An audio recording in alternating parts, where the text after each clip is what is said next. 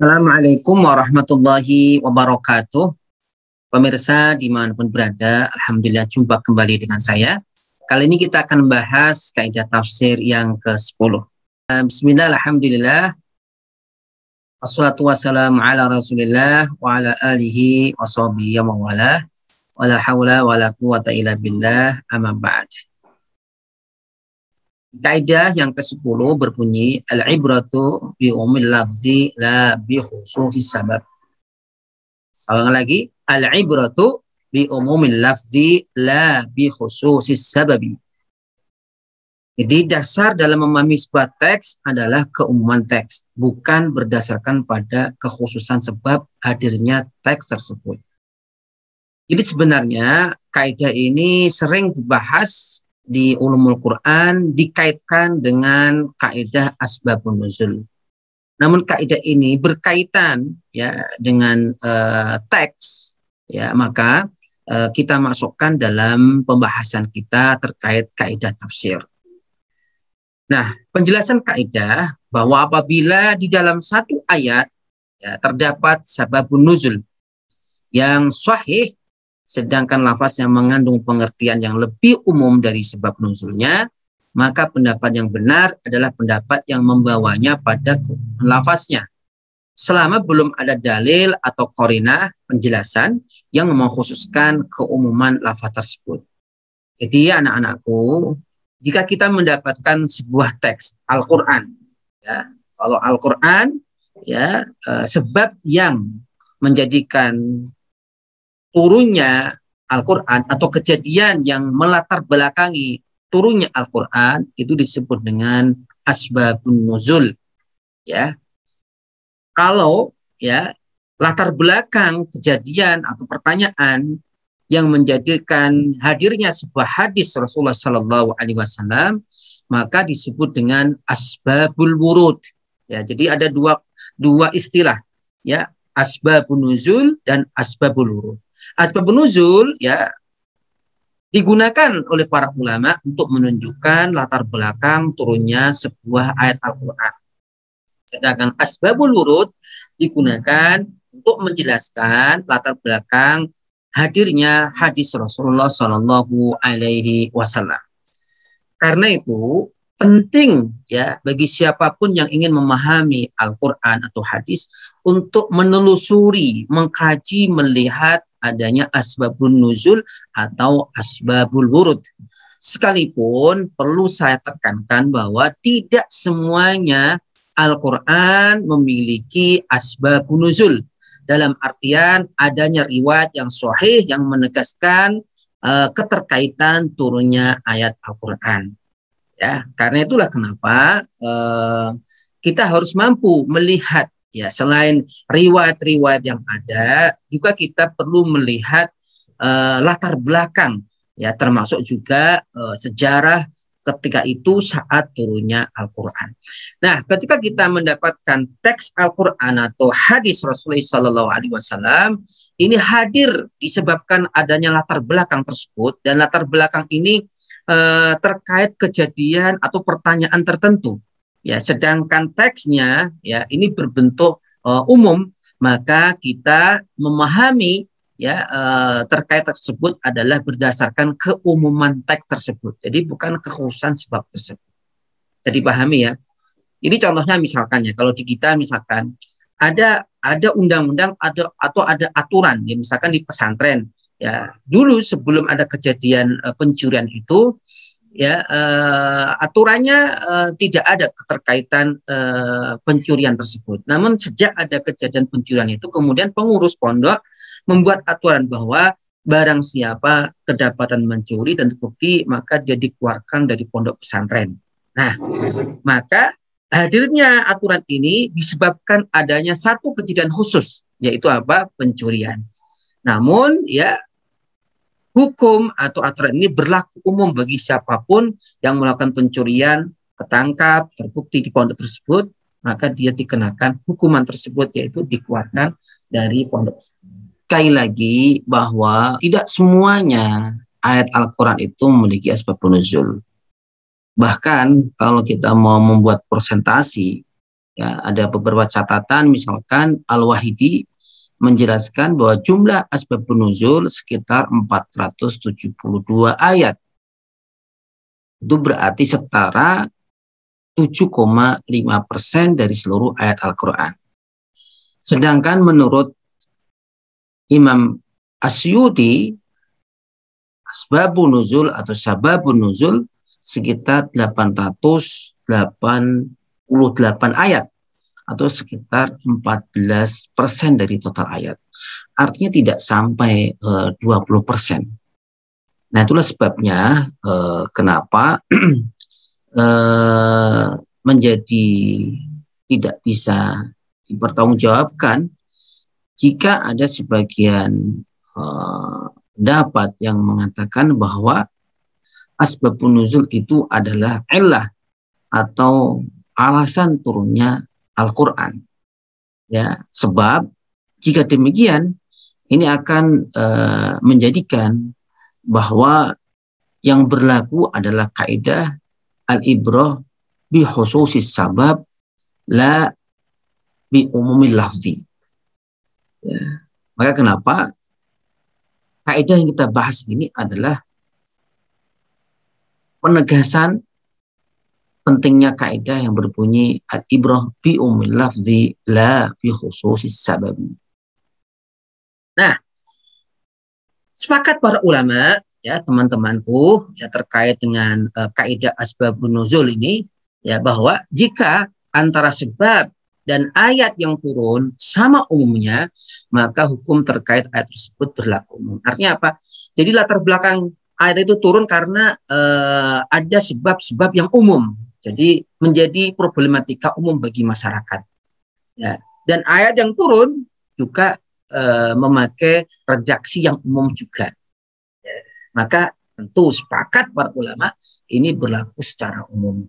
Ya, jadi hukum tersebut berlaku sampai kapanpun ya secara umum selama sesuai dengan illah atau sebab-sebab yang menjadikan hukum itu berlaku. Misalkan ya kita lihat ayat yang berbunyi a'udzubillahi minasyaitonirrajim wa yas'alunaka 'anil mahid qul huwa adam fa'tazilun nisaa fil mahid wa la taqrabuhunna hatta yadhurun fa idza tatahharna fa'tuhunna min haitsu amarakumullah innallaha yuhibbut tawwabina wa yuhibbul mutatahhirin. Jadi kalau kita lihat ya di penjelasan para ahli tafsir, ayat ini terkait sebuah fenomena yang ditemukan oleh kaum muslimin di Madinah, di mana mereka melihat ya orang-orang ahli kitab ya, terutama orang Yahudi ketika mendapatin wanita mereka sedang dalam kondisi haid, mereka disendirikan, ditempatkan di tempat khusus. Bahkan ada yang dikatakan bahwa mereka najis untuk disentuh. Maka mereka seperti, mohon maaf, ya seperti sesuatu hal yang tidak pantas untuk disentuh, sehingga mereka ditempatkan di tempat yang khusus, diberikan makanan lewat tempat khusus, jadi tidak bisa bersamaan dengan keluarga. Maka hal ini menjadi satu pertanyaan bagi para sahabat kaum muslimin ketika itu di Madinah. Kenapa pertanyaan ini muncul? Karena mereka melihat ahli kitab ini kan orang yang lebih dahulu yang mendapatkan petunjuk Allah Subhanahu wa taala. Sekalipun mereka melakukan berbagai macam perubahan terkait kitab tersebut, tetapi ya tetapi mereka dianggap sebagai orang yang lebih dulu mendapatkan petunjuk dari Allah SWT. Karena itulah kenapa para sahabat ini mempertanyakan apakah benar seperti itu. Ya, problem umum ini kemudian ditanyakan kepada Rasulullah SAW. Jadi mereka bertanya kepada Rasulullah. Jadi secara umum ya. Jadi problemnya itu umum. Mereka bertanya kepada Rasulullah SAW. Maka turunlah ayat ini. Wa yas'alunaka 'anil mahid qul huwa adam fa'tazilun nisaa fil mahid. Jadi intinya adalah mereka bertanya kepadamu tentang haid. Katakanlah haid itu adalah suatu kotoran. Jadi haid itu adalah darah yang kotor. Oleh sebab itu, hendaklah kamu menjauhkan diri. Maksudnya, jangan sampai kalian menyetubuhi melakukan hubungan seksual dengan istri dalam kondisi sedang haid. Ya. Dan jangan pula ya kamu mendekati ya mereka sebelum mereka bersuci, artinya sebelum mereka mandi. Jadi artinya laki-laki atau suami boleh mendekati, maksud di sini adalah melakukan hubungan seksual itu setelah istri suci dan setelah suci dari habis darah haidnya, dan kemudian dia wanita ini mandi besar, mandi junub, maka itu diperbolehkan, baru diperbolehkan melakukan aktivitas seksual. Nah,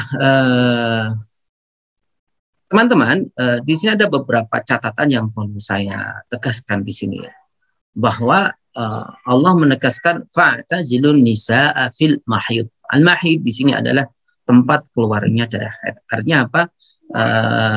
Adalah alat kelamin atau istilahnya alat vital wanita itu. Artinya apa?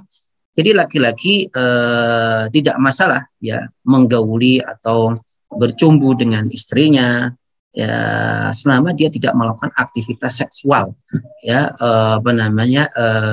jima ya, hubungan suami istri ya. Artinya apa? Selain itu ya bebas ya, makan bersama, tidur bersama, bercumbu ya, selama bisa menjaga diri loh ya, bisa menjaga diri. Intinya jangan sampai kemudian dalam kondisi istri sedang kotor dalam artian keluar darah haid, melakukan aktivitas seksual yang diharamkan oleh Allah Subhanahu wa Ta'ala. Maka ketika sudah suci, habis haidnya, mandi bersih, maka kembali normal sebagaimana mestinya. Nah, ada hal yang menarik di sini, dikatakan innallaha yuhibbut tawwabina wa yuhibbul mutatahhirin. Allah mencintai orang yang suka bertaubat, ya, berbanyak taubat, dan menyukai orang-orang yang suka bersuci. Nah, suci ini ya kita lihat ya, tawabin itu mensucikan diri dalam artian batinnya, mutatahhirin mensucikan lahiriahnya. Jadi dua hal ini, baik suci lahir maupun suci batin ini harus sama-sama dilakukan bersamaan dan terus dilakukan oleh seorang mukmin. Dan itu adalah salah satu faktor yang menjadikan Allah mencintai seorang mukmin. Baik, ya. Yang kedua, sepakat para ulama jika antara sebab dan ayat yang turun sama. Jadi antara sebab latar belakang turunnya ayat itu sama khususnya, maka hukum tersebut atau hukum yang terkait ayat tersebut juga berlaku khusus. Seperti dalam ayat ini, ya. Misalkan ya, dikatakan Allah Subhanahu wa taala wa sayujannabuhal atqa alladhi yu'ti malahu yatazakka wa ma li ahadin indahu min ni'matin tujza illa ibtigha'a wajhi rabbil a'la wa la sawfa yarda.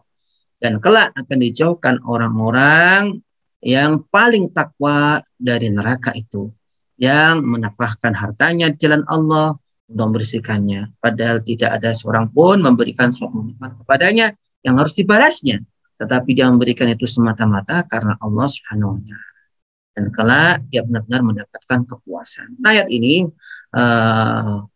dikatakan oleh para ulama sepakat, bahkan para ulama sepakat ayat ini turun terkait Sayyidina Abu Bakar. Ya, beliau ini ya dikenal ya oleh para sahabat. Beliau ini membantu siapapun yang ingin ia bantu tanpa ada alasan bahwa orang itu berutang budi padanya. Jadi beliau ini suka membantu siapapun yang membutuhkan. Ya. Dan tidak ada saya membantu karena dia membantu saya. Tidak. Nah, ini kan kadang kita ini kan memberikan kebaikan kepada seseorang karena dia berbuat baik pada kita. Tidak. Harusnya adalah kita berbuat baik kepada siapapun tanpa menunggu dia berbuat baik kepada kita. Kita akan mendapatkan di sini. Ya, akan mendapatkan kepuasan, keridhaan Allah Subhanahu wa Ta'ala. Jadi ini ayat ya turun sebabnya khusus, yaitu terkait tentang Sayyidina Abu Bakar, dan teksnya ini juga kita lihat dalam bentuk khusus, yaitu mufrad ya, tidak jamak. Nah, sekalipun demikian, kita akan lihat komentar Ibnu Katsir. ya pada jilid 8 halaman 422 dikatakan wa qad dzakara ghairu wahidin minal mufassirin anna hadhihi ayah nazalat fi Abi Bakar Siddiq. Jadi banyak yang mengatakan ayat ini turun terkait Abu Bakar. Bahkan dikatakan hatta inna ba'dhum hakal ijma' minal mufassirin al-dalik. Bahkan sebagian mengatakan ini ijma'.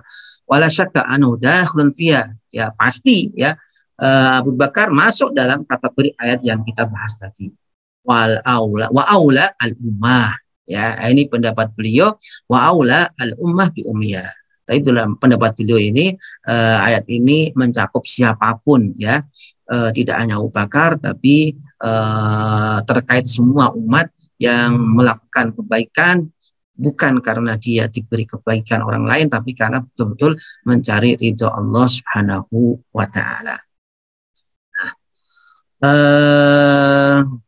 Baik, jadi ya walaupun secara kaidah ya kaidahnya tadi kan mengatakan kalau lafaznya khusus atau belakang khusus maka teriak khusus. Tapi saya sepakat dengan apa yang dikatakan Ibnu Katsir bahwa sekalipun ayat ini khusus, kemudian sebabnya juga khusus, tapi berlaku pada siapapun yang memiliki kesamaan perilaku sifat-sifat yang terdapat dalam ayat ini. Siapapun dia, ya seorang mukmin yang berbuat baik pada siapapun yang membutuhkan tanpa tanpa karena ingin membalas kebaikan seseorang, tapi dia hanya mencari doa Allah, maka dia mendapatkan keridhaan dari Allah Subhanahu wa taala. Berikutnya adalah terkait kasus jika sebab turun ayat itu adalah khusus, jadi sebabnya itu berupa sebab yang khusus, tetapi ayat yang turun dalam bentuk umum, maka hukum terkait ayat tersebut apakah ya berlaku keumumannya atau kekhususannya sesuai dengan sebab nuzul atau bagaimana? Nah ini yang terjadi perbedaan ulama. Jadi kalau misalkan ya ada ayat ini turun, ayatnya redaksinya adalah umum, tetapi sebab yang menjadikan ayat ini turun itu adalah khusus. Ya. Di contoh misalkan ya, kita ambil satu contoh misalkan ya, ayat yang berbunyi surat An-Nur ayat keempat, walladzina yarmunal muhsanati tsumma lam ya'tu bi arba'ati syuhada'a fajliduhum 80 jaldah wala taqbalu lahum syahadatan abadan wala taqbalu lahum syahadatan abadan wa ulaika humul fasiqun. Dan orang-orang yang menuduh wanita-wanita yang soleh, yang baik, ya, menuduh berbuat zina, dan mereka tidak mampu mendatangkan 4 orang saksi. Jadi kan kalau orang menuduh orang berzina, dan dia orang baik, ya, orang yang selalu menjaga auratnya, menjaga kebaikannya, kok dituduh dia berbuat selingkuh atau berzina, maka orang yang menuduh ini wajib mendatangkan 4 saksi yang melihat langsung perbuatan zina tersebut. Ya. Maka kalau tidak bisa mendatangkannya, maka orang tersebut yang menuduh ya terkena hukuman qadzaf, yaitu apa? Dicambuk 8 kali dera. Dan janganlah kamu terima kesaksian mereka buat selama-lamanya. Dan mereka itulah orang-orang yang fasik. Ya, ketika mereka ini tidak mau bertobat, maka selamanya sifat-sifat ini akan melekat kepada mereka. Nah, mungkin ada pertanyaan, kenapa sih zina ini begitu berat persaksiannya harus 4? Dan itu bisa jadi ya bisa dikatakan amat sangat sulit lah mendatangkan. Jadi misalkan ada orang melihat orang berzina, kemudian dia memanggil saksi lain, bisa jadi ini sudah selesai atau bahkan udah kabur. Gitu. Apa sih hikmahnya itu? Jadi hikmahnya dengan dikatakan oleh sebagian ulama, hikmahnya adalah memang Allah ingin ya menutupi dosa yang begitu amat besar itu. Ya, itu adalah rahmat kasih sayang Allah. Harapannya mereka mau bertobat. Ya, harapannya mereka mau bertobat sehingga tidak tidak mudah ya orang sembarangan menuduh berbuat zina. Tapi yang terjadi kan manusia kebanyakan tidak paham kalau itu sayang Allah. Sehingga ketika Allah menutupi aibnya, menutupi dosanya, ya dianggap itu nggak masalah. Maka mengulang-ulang. Sampai akhirnya apa? Ya pernah ya saya membaca sebuah berita di salah satu surat kabar. Ya, ada seorang laki-laki umur 60 tahun loh, 60 tahun meninggal di atas perut wanita yang tidak halal baginya. Artinya apa? Akhirnya dia sendiri yang membuka aibnya. Allah selama ini menutupinya. Tapi ibarat apa namanya, kalau orang Jawa itu ada mengatakan ibarat sudah penuh sundukannya. Jadi sate itu kalau sudah penuh diisi kan, ya pasti akan terlempar itu. Begitu pula ya manusia yang tidak sadar jika Allah telah menutupi aibnya, maka dia sendiri yang akan membuka. Nah, kembali lagi kepada pembahasan kita terkait ayat ini. Jadi ayat ini apa namanya diperdebatkan ulama. Yang dimaksud muhsanat, ini kan ada kata-kata waladina yaramunal muhsanat, wanita-wanita yang muhsan, yang menjaga kesuciannya, menjaga kehormatannya, ini siapa yang dimaksud ini? Diperdebatkan para ulama. Sebagian menyebut ayat tersebut ini turun terkait kasus khusus, yaitu ibunda kita Aisyah radhiyallahu anha. Dimana kita tahu ya dalam hadis ifki, ya, ringkas cerita, ya, ada sebagian orang-orang munafik ini yang dikompori orang-orang Yahudi menuduh bahwa Aisyah ini telah berselingkuh dengan salah satu pasukan Rasulullah SAW. Dimana kita tahu semuanya ketika itu kasusnya ringkas cerita Aisyah terlambat karena kehilangan apa namanya kalungnya, kemudian mencari tempat di mana ketika itu dia membuang hajatnya, ya sehingga apa namanya terlambat dari rombongan. Ya rombongan tentara ini melihat ya ada apa namanya pandu ya untuk biasanya dipakai oleh Aisyah. Ya, ketika naik unta itu ada pandunya itu, ya, dan Aisyah ini kan orangnya sangat sangat ramping ketika itu, sehingga menganggap bahwa untanya ini sudah diisi, sehingga berangkatlah apa namanya unta tersebut. Namun ternyata ya, Aisyah masih mencari apa namanya kalungnya yang jatuh ketika itu, dan itu jadi kejadian itu adalah di malam hari. Nah, biasanya Rasulullah SAW memerintahkan ya, beberapa sahabat ini untuk menjadi pasukan apa ya, penyapu bersih. Jadi menelusuri kembali kalau mungkin ada yang ketinggalan atau apa itu.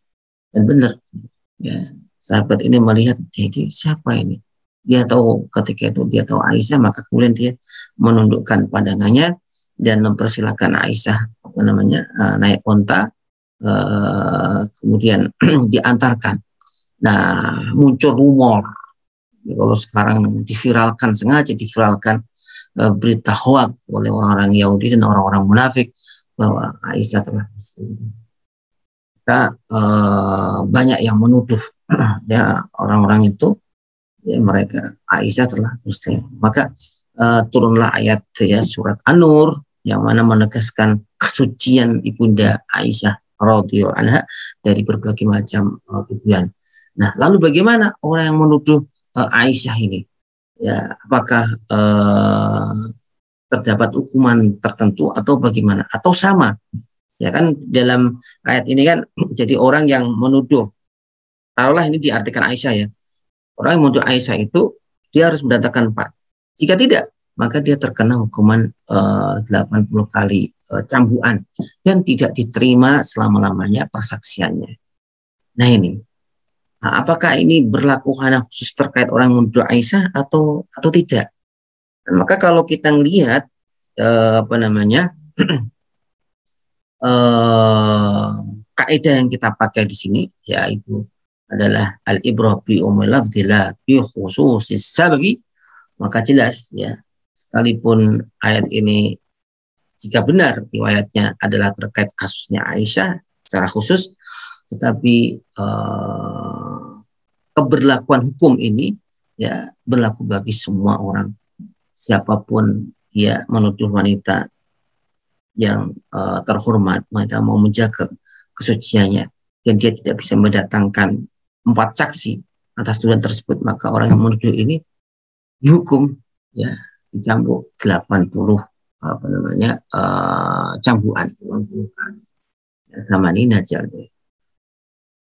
Nah, rekan-rekan yang dirahmati Allah Subhanahu wa taala, jadi ini pentingnya kita melihat kedudukan asbab nuzul. Di asbab nuzul ini ya salah satu pilar yang penting ketika kita ingin memahami dan mengambil kesimpulan terkait ayat Al-Qur'an. Ya. Dan tadi sudah disampaikan di awal ya bahwa tidak semuanya Al-Quran memiliki asbab nuzul. Dalam artian asbab nuzul yang bersanad, yang memiliki sanad riwayat. Tidak. Ya. Tetapi ya banyak.